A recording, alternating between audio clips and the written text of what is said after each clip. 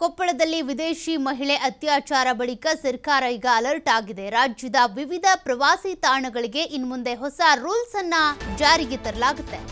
ಪ್ರವಾಸಿ ತಾಣಗಳು ಮತ್ತು ರೆಸಾರ್ಟ್ಗಳಿಗೆ ಸರ್ಕಾರದಿಂದ ಹೊಸ ನಿಯಮಗಳು ಜಾರಿಯಾಗ್ತಾ ಇವೆ.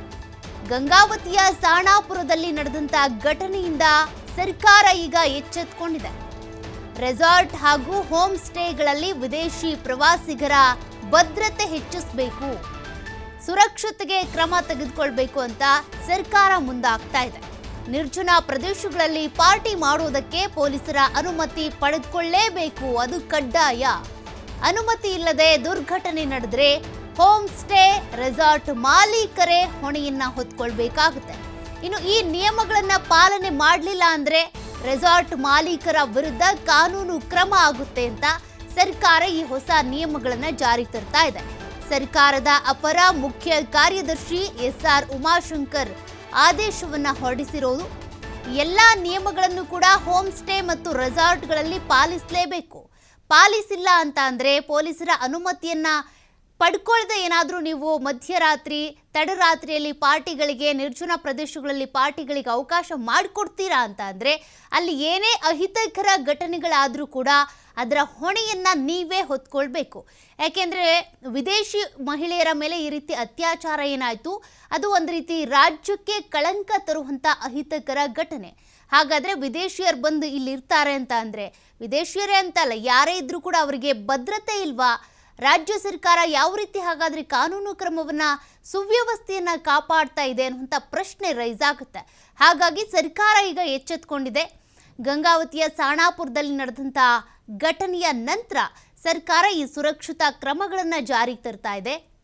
ಇವೆಲ್ಲ ಕ್ರಮಗಳನ್ನು ಕೂಡ ವಹಿಸಬೇಕಾಗುತ್ತೆ. ಅಂದರೆ ಏನೇನು ರೂಲ್ಸ್ಗಳಿದ್ದಾವೆ ಅವುಗಳನ್ನು ಹೋಮ್ ಸ್ಟೇ ಹಾಗೂ ಈ ರೆಸಾರ್ಟ್ಗಳ ಮಾಲೀಕರೇನಿದ್ದಾರೆ ಪಾಲಿಸಲೇಬೇಕಾಗುತ್ತೆ. ಬೇರೆ ಏನಾದರೂ ಕೆಟ್ಟ ಘಟನೆಗಳಾದವು, ಇದ್ಯಾವ ರೂಲ್ಸನ್ನು ನೀವು ಫಾಲೋ ಮಾಡಿಲ್ಲ ಅಂತ ಅಂದರೆ ಆ ರೆಸಾರ್ಟ್ ಮತ್ತು ಹೋಮ್ ಸ್ಟೇ ಮಾಲೀಕರೇ ಅದಕ್ಕೆ ಹೊಣೆಗಾರರಾಗಿರ್ತಾರೆ. ರೆಸಾರ್ಟ್ ಮಾಲೀಕರ ವಿರುದ್ಧ ಕಾನೂನು ಕ್ರಮವನ್ನು ಮುಲಾಜಿಲ್ಲದೆ ತೆಗೆದುಕೊಳ್ಳಲಾಗುತ್ತೆ. ಸರ್ಕಾರದ ಅಪರ ಮುಖ್ಯ ಕಾರ್ಯದರ್ಶಿ ಎಸ್.ಆರ್. ಉಮಾಶಂಕರ್ ಅವರು ಈ ಆದೇಶವನ್ನು ಹೊರಡಿಸಿದ್ದಾರೆ. ನೋಡಿ, ಈಗಾಗಲೇ ವಿದೇಶಿ ಮಹಿಳೆ ಮೇಲೆ ಆದಂಥ ಅತ್ಯಾಚಾರಕ್ಕೆ ಸಂಬಂಧಪಟ್ಟಂತೆ 3 ಆರೋಪಿಗಳ ಅರೆಸ್ಟ್ ಆಗಿದೆ.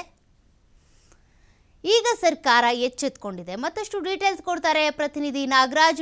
ಈಗಾಗಲೇ ಅತ್ಯಾಚಾರ ಪ್ರಕರಣದ ನಂತರ ಸರ್ಕಾರ ಅಲರ್ಟ್ ಆಗಿದೆ. ಮತ್ತೆ ಇಂಥ ಅಹಿತಕರ ಘಟನೆಗಳಾಗಬಾರ್ದು ಅಂತ ಹೊಸ ರೂಲ್ಸ್ಗಳನ್ನು ಜಾರಿಗೆ ತರಲಾಗ್ತಾ ಇದೆ. ಯಾವಾಗಿಂದ ಅಪ್ಲೈ ಆಗುತ್ತೆ ಇದು?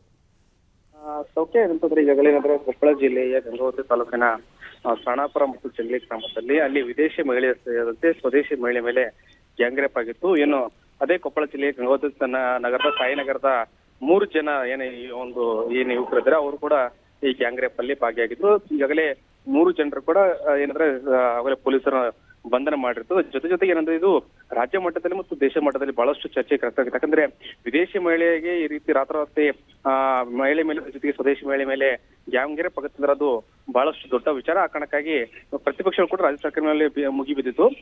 ಇದರಿಂದ ಎಚ್ಚೆತ್ತುಕೊಂಡಂತ ರಾಜ್ಯ ಸರ್ಕಾರ ಇದೀಗ ರೆಸಾರ್ಟ್ ಮಾಲೀಕರ ಮತ್ತು ಹೋಮ್ ಸ್ಟೇ ಮಾಲೀಕರ ಮೇಲೆ ಒಂದು ಕಟ್ಟುನಿಟ್ಟಿನ ಕ್ರಮ ತೆಗೆದುಕೊಂಡಿದೆ.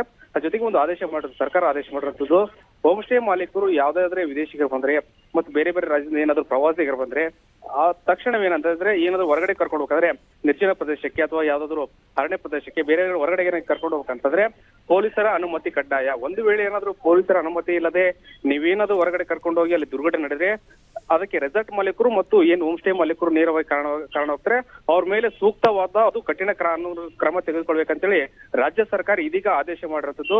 ಆದೇಶ ಹಿನ್ನೆಲೆಯಲ್ಲಿ ಇದೀಗ ಸ್ವತಃ ಏನಂದ್ರೆ ಕೊಪ್ಪಳ SP ಆದಂತ ರಾಮ್ LCD ಅವರು ಪ್ರತಿಯೊಂದು ರೆಸಾರ್ಟ್ಗೆ ಹೋಗಿ ಎಲ್ಲಾ CCTV ಚೆಕ್ ಮಾಡಿರುವಂತದ್ದು. ಜೊತೆಗೆ ಏನಂದ್ರೆ ದಾಖಲೆಗಳನ್ನ ಪರಿಶೀಲನೆ ಮಾಡಿದ್ರೆ ಮತ್ತು ಎಲ್ಲಾ ರೆಸಾರ್ಟ್ ಮಾಲೀಕರನ್ನ ಸಭೆಯನ್ನ ಕರೆದು ಅವರಿಗೆ ಕಟ್ಟುನಿಟ್ಟಿನ ಸೂಚನೆ ಕೊಟ್ಟಿದ್ದಾರೆ.